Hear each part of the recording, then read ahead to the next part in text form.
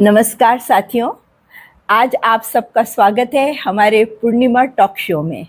और आज मैं आपको जिस व्यक्तित्व से मिलवाने जा रही हूँ वो राष्ट्रीय और अंतर्राष्ट्रीय स्तर पर उनका बहुत नाम है। उन्होंने अपनी मेहनत से, लगन से और इच्छा शक्ति से ये मुकाम हासिल किया है। जी हाँ, मैं आपको मिलवाने जा रही हूँ विष्णु की रसोई के जो ओनर हैं, जो मालिक हैं, विष्णु मनोहर जी। आपका बहुत बहुत स्वागत है। नमस्कार। नमस्कार। आपसे मिलकर बहुत खुशी हो रही है क्योंकि महाराष्ट्रियन जो पारंपरिक जो फूड है, जो भोज्य पदार्थ हैं, उनको एक तरह से आपने जो स्थान दिया है अंतर्राष्ट्रीय स्तर पर, वो बहुत ही गर्व की बात है। क्योंकि आजकल ऐसा हो रहा है कि पिज़्ज़ा बर्गर का जो ज़माना आ गया है, ऐसे में जो हमारी नई जनरेशन है वो धीरे धीरे हमारे पारंपरिक स्वादों को भूलना क्या चख भी नहीं रही है। सही बात कि भैया इसके साथ जोड़ जो होनी चाहिए। तो मैं नान पसंद करता हूँ, मैं दाल मखनी पसंद करता हूँ, पनीर मुझे पसंद है, तो ये सारी चीजें चाहिए। उसके साथ साथ हमारा भी खाना ये भी होना चाहिए। बिल्कुल, तो लोगों को, बच्चों को पता चले। और अभी हाल ये है कि यंगस्टर्स जो हैं वो भी उसकी तरफ आकृष्ट होने लगे। बारिश के कौन कौन से शहरों में पहुंच गया है? बम्बई में है, उसके बाद में पूना में 2 है। अच्छा। और लातूर में है। अच्छा। अभी अमरावती शुरू। अरे वाह, वेरी गुड। यानी यहाँ सब विष्णु की रसोई है। तो क्या ये विष्णु की रसोई अंतर्राष्ट्रीय स्तर में भी किसी देश में पहुंच गई है? जी, आज से तकरीबन 6 साल पहले विष्णु जी की रसोई जो है तो कैलिफोर्निया में शुरू किया। ओह, वेरी गुड। और उसके उस समय ओनर थे हमारे कोथलकर जी। और फिर उसके बाद 1 2 3 4 करते करते अभी 4थी रसोई चालू। अरे वाह, मतलब आपका यूएस में? हाँ। अरे वाह। और आगे कोई और देशों में भी जाने का इरादा है? आगे अभी शायद लंदन चालू करेंगे। अच्छा। लंदन है, दुबई है। तो यहाँ मैं एक बात पूछना चाहूंगी कि जो आपने नागपुर में शुरू किया, और उसमें क्या आपके बाकी जो आपके विष्णु की रसोई है देश और विदेश में, तो वहाँ भी यही स्वाद है? बिल्कुल, स्वाद यही देने का प्रयास पूरा है जी। उसी प्रकार से शेफ जो है तैयार किए जाते हैं। ओके। पर जगह जगह पे थोड़ा स्वाद बदलता है। हाँ। जैसे पुणे में आप जाओ तो थोड़ा मीठा खाने की आदत होती है। अच्छा, वहाँ के लोगों के स्वाद के अनुसार ये होता है। बिल्कुल ब्लेंड होता है। जी। तो इतना 19-20 फर्क है, बाकी अच्छा। कोशिश पूरी यही है। क्योंकि मराठी खाना ऐसा है कि कौन सी चीज कब डालते, कितना तपाते, कितना गर्म करते, तड़का कब देते, नहीं देते, तीखा कब डालते, वो जैसे ऊपर से फोड़ नहीं डालना। वो एक अलग अपने आप में रहता है और उसका टेस्ट अलग से बढ़ता है। तो वो सबका बड़ा ध्यान रखते हैं। वहां पर मैंने देखा है विष्णु की रसोई जो है, वहां पर आपने एक तो जैसे ही एंटर होते, प्रवेश द्वार से ही एक बार एकदम घरेलू माहौल लगने लगता है। घुसने के बाद ऐसा लगता है कि बस हम ऐसे खुले में आ गए हैं, और चाहे तो अंदर जाके बैठ भी सकते हैं, चाहे तो बाहर आंगन में जैसे बैठे हैं, वहाँ खाट भी रखी है, कुर्सियां भी रखी है। और सबसे सुंदर तो एक ये बात लगी मुझे वहाँ कि जो हमारी एक ग्रामीण संस्कृति के अनुसार वहाँ जो एक बड़े बड़े बैल रखे सफेद रंग के, वो सब एकदम वो ग्रामीण परिसर में बैठे हुए भाकरी खा रहे, झुमका खा रहे, बड़ा मजा आता है वो सब। ये तो मैं आपसे ये पूछना चाहूंगी कि आपने वहाँ पर एक जगह ऐसी है जहाँ बहुत पुराने पीतल कांसे के भी बर्तन आपने रखे हुए, बहुत बड़े बड़े सुंदर चमकते हुए, तो ये क्या है? ये क्या है, मैं जब खाना बनाता था या टेलीविजन पे खाना बनाता था, तो मैं हमेशा पारंपरिक पदार्थों पे ध्यान देता था। जी। और मैं कहने का कि पारंपरिक जब पदार्थ हम बनाते हैं तो वो पारंपरिक तरीके से ही बनवाए। वो बर्तन भांडे जो है, मैं सारे पुराने बर्तन भांडे, जैसे तांबा है, पीतल है, लोहा है, और हमारी मम्मी कहा करती थी कि ये सारे भूपात्र है, जमीन से निकले पात्र है, इसमें जितने मिनरल्स होते तो उसमें ऑलरेडी होते हैं, हमको अलग से कैप्सूल खाने की जरूरत नहीं। बिल्कुल, यदि इसमें खाना बनाते हैं तो डायरेक्ट इनडायरेक्ट वो सारे मिनरल्स हमें पेट में हमारे बिल्कुल। खासियत आपके विष्णु की रसोई की आप बताएंगे? तो ये सब बर्तन जब हमने जमाए तो फिर लोग मांगने लगे कि हमको चाहिए। अच्छा, ये पुराने हैं बर्तन, एक जैसा दूसरा मिलेगा जी। कई बार डबल सेट आता है तो किसी को दे देता हूँ। और जब डिमांड बढ़ने लगी तो मैंने फिर विष्णु धातु उद्योग शुरू किया। क्या धातु उद्योग? अरे वाह। तो वहीं पे एक छोटा सा कॉर्नर बना के जी वहाँ पे तांबा, पीतल, लोहा, लकड़ा, ये चारों चीजें हिंदुस्तान में जहाँ जहाँ बनती है वहाँ से ले आके रखने लगे आप। अच्छा। तो यानी आपके विष्णु की रसोई में यदि कोई भोजन करने जाता है तो वो चीजें यदि उनको पात्र पसंद आए तो खरीद सकता है। Very good. उसके बाद में मैंने मेरा ब्लेंड वाला एक हिंग रखा है। अच्छा। उसके बाद में कुछ स्पाइसेस रखे हैं। ओके। आपके बनाए मसाले। अच्छा। यानी विष्णु के मसाले हम वहां से खरीद सकते हैं और थोड़ा हम भी वो स्वाद दे सकते हैं अपने खाने में। Very good. अच्छा, तो आप ये बताइए कि आपका तो मतलब आपने काफी अवार्ड भी जीते हैं और काफी रिकॉर्ड्स भी हासिल किए हैं। कहीं पे हम देखते हैं, कहीं गिनीज बुक में, कहीं अंतर्राष्ट्रीय स्तर पे, राष्ट्रीय स्तर पे। तो ये जो आप इतने बड़े बड़े डोसे बनाते हैं, न्यूज़पेपर में हम पढ़ते हैं कि अरे भाई विष्णु की रसोई में विष्णु जी ने तो पता नहीं कितने फुट का डोसा बना लिया, कभी देखते हैं पता नहीं कितने हजार लड्डू और मोदक बन गए। तो थोड़ा इस बारे में बताइए। वर्ल्ड रिकॉर्ड जो है ना, तकरीबन 25 से ज्यादा वर्ल्ड रिकॉर्ड है। अच्छा। और कहते समय मेरे को अच्छा भी लग रहा है। पर ऐसे भी नहीं कि मैं बहुत बड़ा हूँ, तोप हूँ, ऐसा नहीं। बट ये जरूर कहूंगा कि पूरी दुनिया में मैं अकेला ऐसा हूँ कि जिसने खाने के ही ऊपर तकरीबन 25 वर्ल्ड रिकॉर्ड बनाए। जी। और वो भी तकरीबन 10,000 किलो मिसल, 7,000 किलो हो, कितना 10,000 किलो। ओहो, इन्हें एक बार में एक ही बर्तन में। इन्हें इतना बड़ा बर्तन लिया आपने? हाँ, बर्तन बनवाया। अच्छा, मिलते नहीं बर्तन। ओहो, यानी आपको इतने किलो का बनाना है तो उतना बड़ा बर्तन आपने स्पेशली बनवाया। अच्छा। उसके बाद में 8,000 किलो हलवा बनाया हमने अयोध्या में जाकर। अच्छा। उसके बाद में खिचड़ी है 5,000 किलो। बैगन का भरता है, उपवास की खिचड़ी है। कितना? बैगन का भरता 4,500 किलो। हाँ, ये बताइए आप जरा। 3,000 किलो। यानी ये खुशी की बात तो है, ये आश्चर्य की भी बात है, और ऐसा लग रहा है कि बाप रे इतना कैसे बना सकता है। हम लोग तो थोड़ा सा बनाओ तो उसमें यानी हिलाने में मुश्किल हो जाती, और आप जब इतना किलो का बना रहे हैं तो हजारों किलो।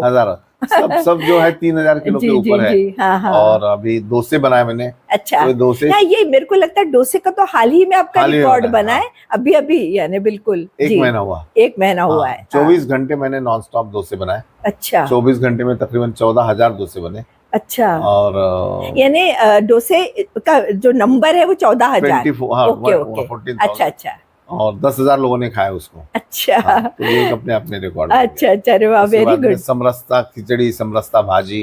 क्या होती है समरसता भाजी? के लिए तो ये वो तुम्हारी बिना खाद डाले जो सब्जी बनती है, ऑर्गेनिक वाली। अच्छा। तो उसको हमने 5,000 किलो बच्चों के द्वारा बनवाई। अच्छा। छोटे बच्चे, 10,1200 बच्चे इकट्ठा। कितने बच्चे? 1200 बच्चे। 1200 स्कूल के बच्चे। BRA मुल्ले स्कूल के बच्चे। अच्छा। उन्होंने बनवाए। अच्छा, तो यानी कैसे उनको आपने दे दी, ये सब सिखाया? नहीं, उन्होंने हेल्प किया। कटिंग वटिंग। अच्छा, आप जो कर रहे थे उसमें बच्चों ने हेल्प किया? तो मैंने संभाला, क्योंकि कढ़ाई का साइज देखिए 15 फीट लंबी चौड़ी। नहीं, लेकिन उनका जो गणेश चतुर्थी के टाइम पर आप करते हैं। जी। मैं सिद्धि विनायक मंदिर गया था जी, मुंबई में। जी। 11 फीट का मोदक केक हमने बनाया। और अभी सबसे अच्छी चीज कि रामलल्ला के लिए हमने जो प्रसाद बनाया वो अद्भुत चीज से। और अभी एक काम करने जा रहे हैं कि यहाँ पर कुंभ मेला हो रहा है इलाहाबाद में। तो कुंभ मेले के समय हम वहाँ एक ही समय हमारे पास 3 कढ़ाई है। 15,000 किलो, 10,000 किलो, 5,000 किलो। क्या है? 5,000 किलो की कढ़ाई। अरे बाप रे। 15,000 किलो की दूसरी। अच्छा। 10,000 की तीसरी।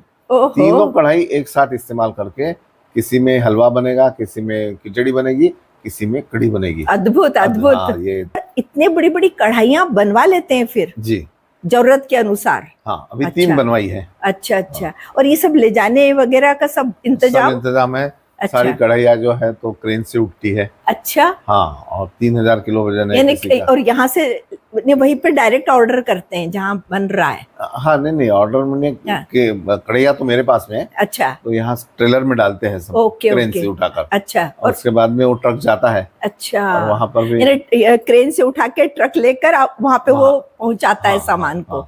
अरे वाह। अच्छा, तो आप जब ये मेन तो आप ही हैं, आप तो हैं ही यानी एकदम मास्टर शेफ लेकिन ये बताइए कि आपके साथ और कितने सहयोगी काम करते हैं? देखिए, जब वर्ल्ड रिकॉर्ड बनाते हैं ना तो वो इतना बड़े पैमाने में जब बनाते हैं तो एक्सटर्नल तैयारी के लिए तो ठीक है जी, पर इंटरनल जो मेन तैयारी या मेन बनवाई होती है तो उसमें केवल 3 लोग अलाउड होते हैं। अच्छा अच्छा। एक मैं मेन और मेरे 2 हेल्पर्स। अच्छा अच्छा। तो उस हिसाब से वो चलता है सब। Okay okay okay. अच्छा अच्छा। तो थोड़ा सा ये बताइए कि जब आप इतना कुछ बनाते रहते हैं और घंटों बैठे रहते हैं तो यानी ये सब आसानी से होता है या क्या होता है? हमें तो मालूम नहीं। ये सब मैं कहूँगा कि माइंड गेम है। अच्छा। हाँ, अब देखिए 14-24 घंटे खड़े रहना। जी। मेरा वेट वैसे ओवर वेट हूँ मैं। और एक पैर का लिगामेंट भी डैमेज है। ओके। पर ये जब आप कुछ मन में ठान लेते कि मेरे को करना है ये चीज तो हो जाता। और वो उस समय का ये मौसम भी अलग था, ठंडी शुरू हुई थी, दिवाली एक दिन बाद में थी। और ये मुझे लग रहा था कि भैया ये सारे डोसे बना के जितने भी जनरल पब्लिक है सबको बांट दे। अच्छा। और दिवाली तो, उनको भी मना देना। अच्छा, तो आप जब ये जैसे डोसे बनाए तो जो बैठे हैं उनको सबको परोस देते हैं? बाद में आह्वान किए थे, जैसे कोई अंध विद्यालय है, गरीबों की संस्था है, तो ऐसे लोगों को बुलाया 1-1 घंटा दिया कि आप घंटा भर आओ, डोसे खाओ। अच्छा, यानी ये एक तरह से समाज कार्य भी साथ साथ में हो रहा है कि आप लोगों को भोजन परोस रहे हैं, अपनी रसोई में बुला रहे हैं, उनके लिए बड़े प्यार से बना रहे हैं और इन्हें परोस रहे हैं। बहुत बढ़िया, बहुत बढ़िया।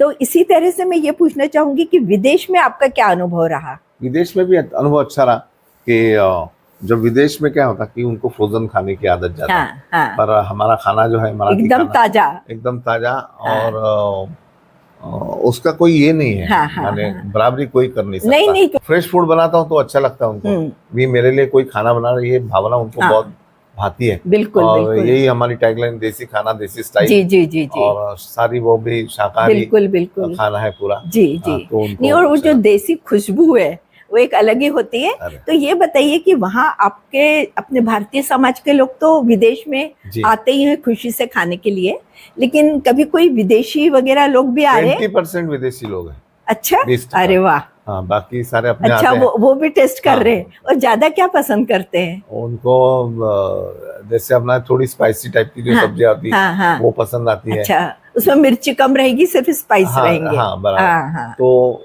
सारा ही खाते हैं ऐसा। अच्छा। उनको एक पूरनपोली अच्छी लगती है उनको। अच्छा, वेरी गुड। और पूरनपोली हेल्दी है क्योंकि वो पूरा दाल से बनती है, तो वो पूरा हेल्थी है उसमें। बहुत अच्छा। तो आपने कुछ कॉलेज वगैरह भी आपका चलता है? मेरा कॉलेज है, मैं प्रोफेसर हूँ emeritus at MGM college Aurangabad. अच्छा। एमजीएम यूनिवर्सिटी है। अच्छा। उनका होटल मैनेजमेंट का कॉलेज है। अच्छा। और गत 4 साल से अच्छा, यानी कॉलेज किसी और का है, वहाँ प्रोफेसर है? As a professor emeritus. अच्छा। और मेंटर हूँ उस कॉलेज का। अच्छा। जी। करता हूँ बच्चों के साथ। ओके। तो एक मेरे को ऐसा कुछ लगा कि शायद एक मनोहर ग्रुप है जी, उसमें भी आप कुछ कर रहे हैं? हाँ, मैं मनोहर ग्रुप में एज अ एग्जीक्यूटिव डायरेक्टर हूँ। अच्छा, ये कहाँ का है मनोहर ग्रुप? ये अभी पुणे रजिस्टर्ड पुणे का। क्या करता है ये? यही देश विदेश में कैटरिंग का काम। अच्छा। हाँ, अच्छा। तो उसके बाद में कोई जो बड़े आयोजन होते तो उसका, जैसे अभी G20 हुआ। अच्छा। उसका आयोजन, तो ये सब अच्छा, ये आयोजन इनके द्वारा होते हैं खाने पीने के। और उसमें आप क्या है? मैं executive director. Very good, very good. और भी आप अपने बारे में कुछ बताना चाहें तो आप बताइए। कुछ नहीं, किताबें लिखी मैंने, काम। अच्छा, कितनी किताबें लिखी? 56 किताबें लिखी। अरे वाह। और किस विषय पर है? फूड। हाँ, फूड है, लेकिन अलग अलग थोड़ा सा। अलग अलग। फॉर एग्जाम्पल जैसे सूप शास्त्र है। अच्छा। सूप किस टाइप से आया, कहाँ से आया, अच्छा, खान पान और ज्ञान, अच्छा, आप जो खा रहे उसका मूल कहाँ से, ओके, कहाँ से आया ये, अच्छा अच्छा, उसके बाद में समोसा कहाँ का है, अच्छा, पूरन की रोटी कहाँ की है, हाँ हाँ। ऐसे सब ये आपने अभी समोसा का नाम लिया तो मेरे को याद आ रहा है कि मैं ऑस्ट्रेलिया में अभी 2 साल उधर थी, तो वहां पर मेरे को एकदम से पता चला कि जो ये मास्टर शेफ का जो ये होता है वो ऑस्ट्रेलिया से ही होता है, यानी अभी तो जगह, तो वहां पर एक मंजू जेहू करके है, वो यानी समोसा क्वीन कहलाती है ऑस्ट्रेलिया की। अच्छा। और आप भी यानी कुछ ऐसे अपनी चीजों को बनाकर यानी आप खिला रहे हैं गर्मा गर्म, और लोग बहुत पसंद भी कर रहे हैं, लेकिन कभी अचानक से खाने का मन कर गया तो फिर हम विष्णु जी को कहाँ ढूंढे? तो विष्णु जी का मास्टर रेसिपी नाम का यूट्यूब चैनल है। अच्छा। उसमें सारे व्यंजन हम बनाते हैं। अच्छा। तो उसको देख देख के आप बना लीजिएगा। Okay, very good. नहीं, आपने बहुत अच्छी बात कही। हाँ। क्योंकि आपने मुझे ये नहीं कहा कि हम भी बना के कोल्ड स्टोरेज में रखवा देंगे। बराबर। आपने ऐसा नहीं कहा, ये बात ही मेरे को सुनने की थी जी। आपने कहा कि हम बना रहे हैं, आप देखो और गर्मा गर्म बना के परिवार को खिलाओ। ये बहुत अच्छी बात की, क्योंकि आजकल जो जमाना आ गया है कि जिसमें हर चीज में प्रिजर्वेटिव डालो और रख दो, 2 महीने 3 महीने खराब नहीं होता। आजकल फल भी वही मिल रहे हैं। और ऐसे जमाने में जब सब मिलावट है, ऐसे में विष्णु जी आपके द्वारा जो कुछ कार्य हो रहा है, और मैं तो बोलती हूँ ना कि फूड संस्कृति जो है हमारी, ये ही हमारे स्वास्थ्य को बनाती है। बिल्कुल बिल्कुल, हमारा मूल्य तत्व वही है जी। यानी हम कुछ भी एक्सरसाइज सब कर लें, लेकिन यदि गलत खा रहे हैं तो उसके परिणाम बहुत खराब हो रहे हैं। और ऐसे में आप यानी समाज के लिए देश और विदेश में जो कार्य कर रहे हैं और जिस तरह के फूड को इंट्रोड्यूस कर रहे हैं, ये बहुत बड़ा काम है। और सबसे बड़ा काम तो ये है कि आप हमारी विरासत को बहुत ही सुरक्षित रख रहे हैं। जो हमारे पारंपरिक फूड थे, जो हमारे महाराष्ट्रियन पारंपरिक फूड थे, उसको इंट्रोड्यूस कर रहे हैं, उसको लोगों को परिचित करवा रहे हैं उन चीज़ों से, उन स्वाद से। तो ये एक बहुत ही अच्छा कार्य है।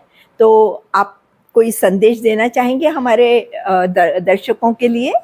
मैं यही कहूँगा कि खाना खाते समय जी 32 बार चबा के खाने वाली जो चीज है जी, उसके ऊपर मैं टिप्पणी करूंगा जी कि ये बहुत अच्छी सोच है। हाँ। इसके पीछे साइंटिफिक रीजन है जी जी। हाँ? जी। हम कैसे डाइटिंग के चक्कर में इतना बढ़िया भगवान ने दिया हुआ खाना हाँ। मिस करते हैं। अच्छा। डाइटिंग के चक्कर में हाँ। वो मिस मत करिए, और खाने का तरीका बदल दीजिए। अच्छा। एक तो दिन में 2 टाइम खाइए जी, दीक्षित डाइट जिसे कहते हैं हाँ, या जिसका डाइट कहते हैं हाँ। तो वो इफेक्टिव है आपका वेट लॉस करने के लिए। और सेकंड थिंग ऐसी है कि 32 बार क्यों खाना चाहिए, क्योंकि 32 बार खाने से वो क्रश होता है खाना और आपका सलाइवा मिलता है उसमें, और वो डाइजेशन होता है। ठीक है। अब सलाइवा जो है तो 32 बार खाने कई बार कम पड़ता है, इसलिए हमारी लेफ्ट हैंड की चटनियां हैं। अच्छा। हाँ, तो लेफ्ट हैंड की चटनियां का एक ऐसा, यानी आपकी जो थाली रहती है हाँ, उसके लेफ्ट हैंड में आपकी चटनियां रहती है। तो एक चटनी का ऐसा टुचका लगा दिया हाँ। तो सलाइवा फिर से ओके अच्छा अच्छा अच्छा उमड़ के आता है नीचे। अच्छा अच्छा। हाँ। और फिर जितना देर खाना आप हमारी जिह्वा पे रखोगे तो उसका स्वाद हमारा पूरा संतुष्टि मिलती है। अच्छा। बाद में नीचे जाने के बाद तो बिल्कुल बिल्कुल हम क्या करते हैं, 2 हम खाए निकल गए। ऐसे नहीं करा, ऐसे चलते। अपने थाली में जो चटनियां रखने की बात कही, तो मुझे ये बताइए कि आपके जो विष्णु की रसोई में जो थाली परोसी जाती है उसका बारे में थोड़ा बताइए। परोसते हैं कि लेना पड़ती है? नहीं, लेना पड़ता क्या है, क्योंकि 32 आइटम है। अच्छा। 32 में आपको क्या चाहिए क्या नहीं चाहिए, 32 आइटम आप यानी एक बार में रखे रहते हैं? एक बार में। ओहो। तो होता ही हो कि हम नॉर्मली देखते हैं कि आप बैठते हैं हाँ। वो फटाफट आते हैं, फाट डालते हैं। ये आपको जरूरत है नहीं है, फिर भी आप वेस्ट हो जाता है। दाल भी पहले ही डाल के चला जाता है, जो कि दाल चावल गरम खाना चाहिए, और हम डिसाइड नहीं कर पाते लेकिन ना ले। जी हाँ। उसके कारण ना फूड वेस्टेज भी होता है। बिल्कुल। तो इसलिए हमने ये सिस्टम ऐसे रखी। अच्छा, तो क्या है उसमें? तो मराठी और पंजाबी 2 सेक्शन अलग किए जी, यानी आपकी विष्णु की रसोई में 2 सेक्शन है, पंजाबी एंड मराठी। ओके। तो ये मराठी का एक पुराना सा मकान बना के रखा है। अच्छा। आप एज इफ मकान में खाना खा रहे किसी। अच्छा अच्छा, ऐसा ओल्ड हाउस राइट। अच्छा अच्छा। पंजाबी का रोड साइड ढाबा कैसे होता है, ढाबा ओपन ढाबा, पंजाबी ढाबा। अच्छा अच्छा, तंदूर सब लगा है, सब्जी वही बनाते हैं। अच्छा, तंदूरी रोटी मिलती है वहाँ गरमा गरम? अरे वाह, और वही फ्राई पैन लगा होता है, वो बनाते रहता है दाल चावल जो भी। Okay okay. उसके बाद में ये करते करते, और उसमें क्या आप मक्खन वक्खन सब रखते, पंजाबी है तो ये करते करते फिर झुनका भाकर का एक अलग स्टॉल है। अच्छा। वहाँ जाके आपको झुनका भाकर तो, और एक धिरडा हमारे यहाँ बनता है। धिरडा, हाँ, वो बहुत अच्छा लगता है। जी जी जी। यानी डोसे का एक प्रकार है, लेकिन उसमें कई तरह की दालें मिली हुई होती है, और चावल का आटा और गेहूं का आटा। गेहूं, अच्छा ओके। दाल नहीं डालते? दाल नहीं डालते। अच्छा, पर फिर मूंग का चीला रहता है ना? वो चीला अलग होता है, मूंग का चीला। वो अच्छा, यूपी साइड का है। अच्छा, या मध्य प्रदेश के उधर वो चीला बनता है। ये धिरडा है। उधर कोकण में चले आओ तो आम्बोड़ी बनते हैं। ओके। उधर फिर साउथ में चला तो निर्दोसा बनता है। Okay okay. तो ये सारे अलग अलग प्रकार। Okay okay. पर ये आप महाराष्ट्रियन धिरडा जो है वो बनाते हैं? अच्छा अच्छा। तो ये आपका ऑन्ट्रे रहता है क्या, यानी खाने के पहले जो लोग चाहते हैं कि कुछ खाएं, बच्चों को ज्यादातर नाश्ते की चीजें ज्यादा पसंद आती है खाने से ज्यादा, तो ऐसा कुछ इंतजाम है? बिल्कुल है। अच्छा। और सूप है, सूप के साथ कुछ फ्रेश पकौड़े बनाते रहते हो। अच्छा अच्छा। वो भी अलग अलग टाइप के ओके ओके। अच्छा। उसके बाद में फिर आप धिरडा खाइए। बाद में बटाटे बड़ा होता है, कभी मूंग पकौड़ा होता है। अच्छा। सांबर बड़ी होती है। Okay okay. अरे वाह, चीजें। सांबर बड़ी तो बहुत ही यानी हेल्दी चीज है। या तो फिर आपको रोटी दोबारा लगी तो बच्चे हैं वहाँ, वो आके परोस देते हैं। अच्छा अच्छा।